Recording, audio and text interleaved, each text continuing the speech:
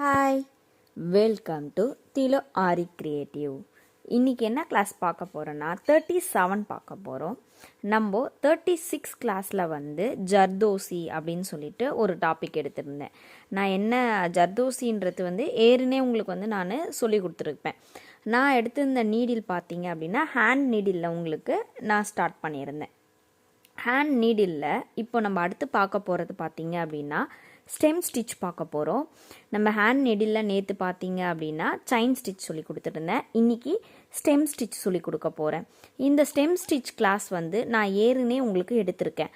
எப்படின்னா நான் ஆரி நீடிலில் வச்சு உங்களுக்கு சொல்லி கொடுத்துருப்பேன். இப்போ ஹேண்ட் நீடிலில் வச்சு நான் உங்களுக்கு சொல்லி கொடுக்க போகிறேன். ரொம்ப ஈஸியாக தான் இருக்கும்.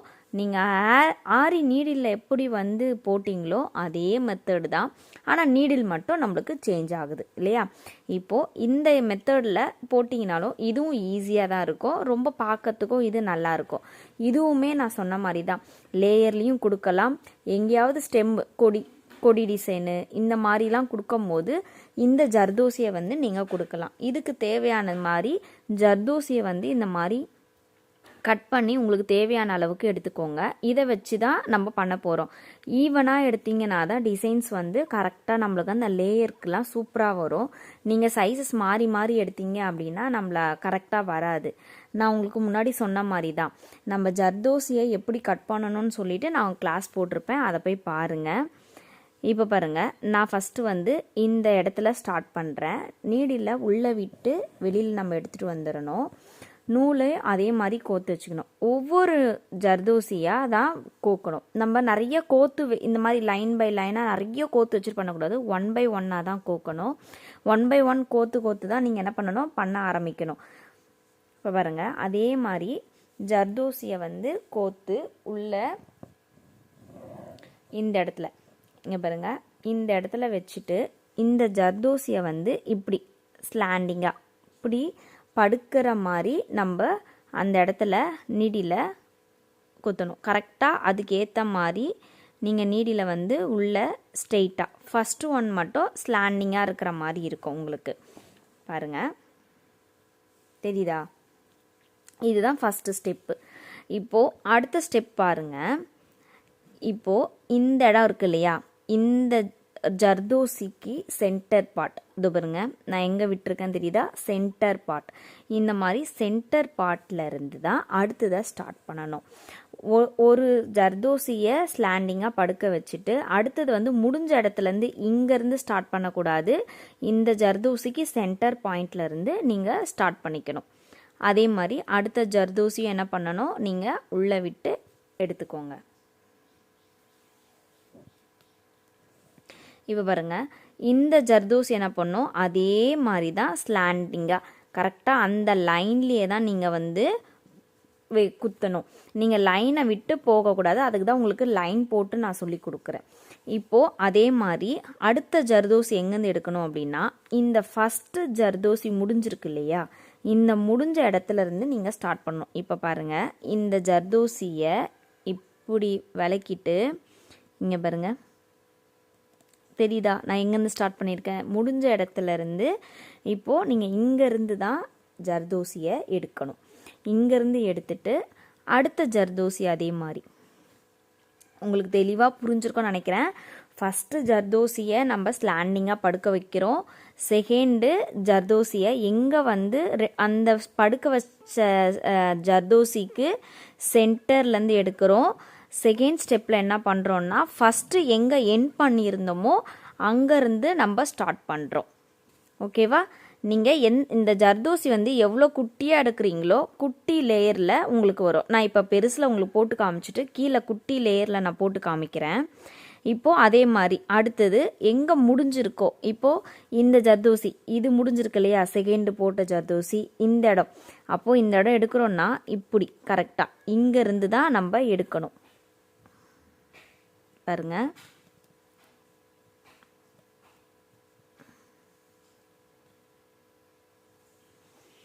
இங்கேருந்து அடுத்த ஜர்தோசியை நம்ம எடுத்துக்கணும்.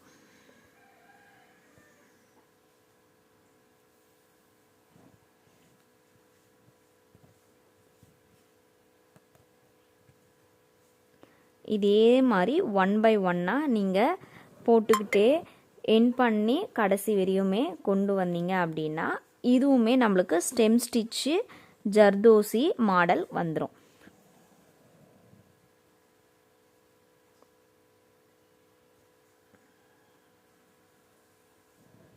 பாருங்க, நம்ம இதை எல்லாமே நம்ம லேயர்ஸ்லேயோ இல்லை நான் சொன்ன மாதிரி அந்த கொடி டிசைன்லேயோ நீங்கள் கொடுத்தீங்கனாலே செம்மையாக இருக்கும்.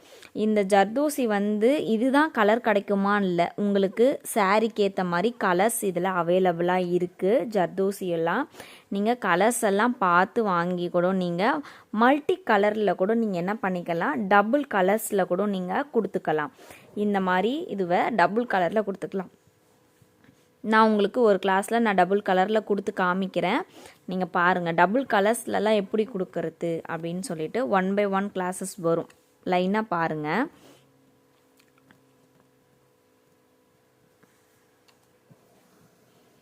பாருங்கள், உங்களுக்கு ஸ்டெம் ஸ்டிச் அப்படியே உங்களுக்கு ஈஸியாக ஸ்டெம் ஸ்டிச் வந்து ஈஸியாகவும் வந்துடும். இது வந்து ரொம்ப கஷ்டம்னு சொல்ல முடியாது. நீங்கள் ஆரி நீடிலில் போட்டுருக்கீங்க அப்படின்னா அதோட இது உங்களுக்கு ஈஸியாக இருக்கும். ஆரி நீடிலையும் ட்ரை பண்ணி பாருங்கள், இதுலேயுமே ட்ரை பண்ணி பாருங்கள்.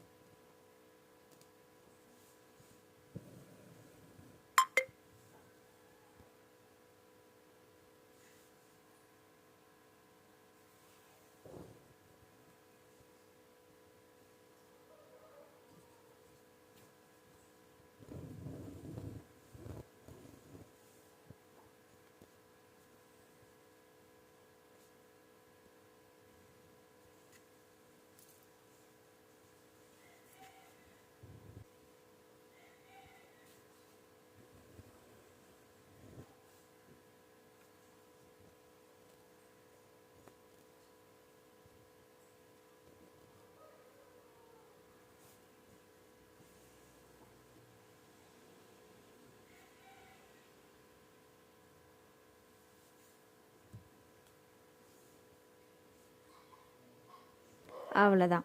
இந்த மாதிரி ஃபினிஷ் பண்ணி நீங்கள் க்ளோஸ் பண்ணிக்கணும். இப்போ பாருங்கள், இந்த ஸ்டெம் ஸ்டிச்சு நான் வந்து ஜர்தோசி வந்து ஒரு லெவல் சைஸுக்கு எடுத்திருக்கனால உங்களுக்கு இந்த மாதிரி சைஸஸில் வருது. நான் உங்களுக்கு இதுவே சின்ன சைஸஸ் நீங்கள் என்ன மாதிரி சைஸ் எடுக்கிறீங்களோ அதுக்கேற்ற மாதிரி டிசைன் வந்து உங்களுக்கு நல்லா உருண்டையாக உருட்டின மாதிரி இருக்கும். இது பார்க்கறதுக்கு இந்த பார்க்கறதுக்கு நம்ம போடுவோம் இல்லையா ரெட்டப்பட்ட செயின் மாதிரி, அந்த செயின் மாதிரி இருக்கும். இப்போ நான் உங்களுக்கு கீழே நான் இதோட சின்ன சைஸ் கட் பண்ணி உங்களுக்கு நான் அந்த லைன் போட்டு காமிக்கிறேன். இப்போ பாருங்கள், நான் வந்து அடுத்த ஜர்தோசி சைஸ் வந்து கொஞ்சம் மீடியம் சைஸ் எடுத்திருக்கேன். இந்த சைஸோட பாதி சைஸ் எடுத்திருக்கேன். இப்போது நான் இதை இங்கே ஸ்டார்ட் பண்ணி காமிக்கிறேன். அதே மாதிரி இங்கேருந்து ஸ்டார்ட் பண்ணிக்கோங்க.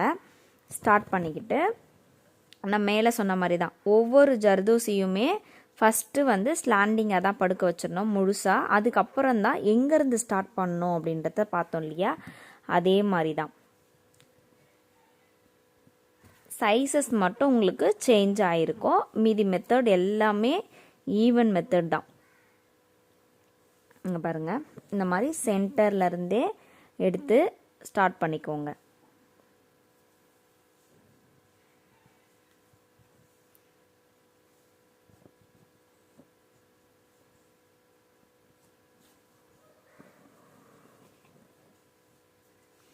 அதே மாதிரி ஃபஸ்ட் ஒன் எண்ட் பண்ண இடத்துல இருந்து நீங்கள் அடுத்த ஒன்றை ஸ்டார்ட் பண்ணிக்கோங்க.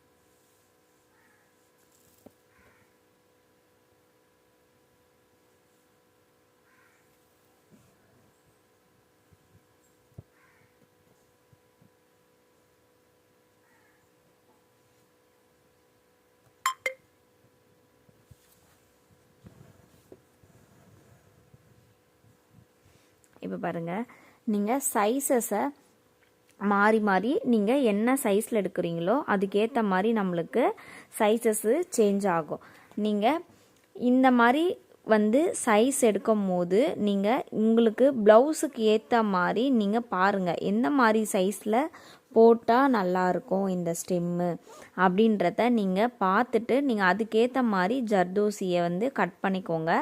கட் பண்ணிக்கிட்டு நீங்கள் போட்டிங்க அப்படின்னா உங்களுக்கு அழகாக இருக்கும்.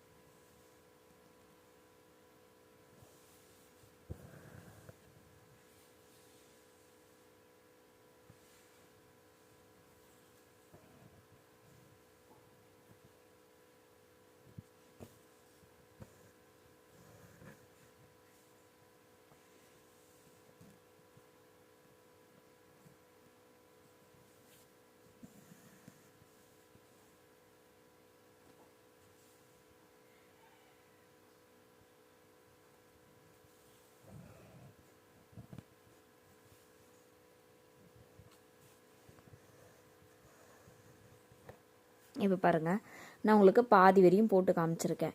இப்போது இந்த ஸ்டெம்மில் பார்த்தீங்க அப்படின்னா சைஸஸ் படி வந்து சேஞ்ச் ஆகுது.